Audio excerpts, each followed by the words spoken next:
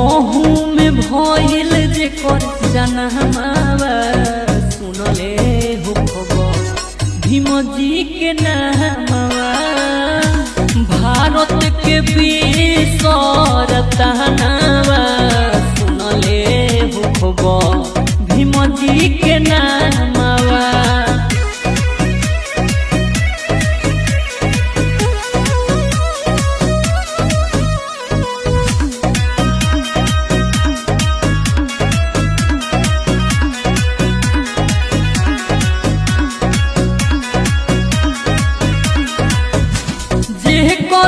रहले गुलाम उहे लोग करेला सलाम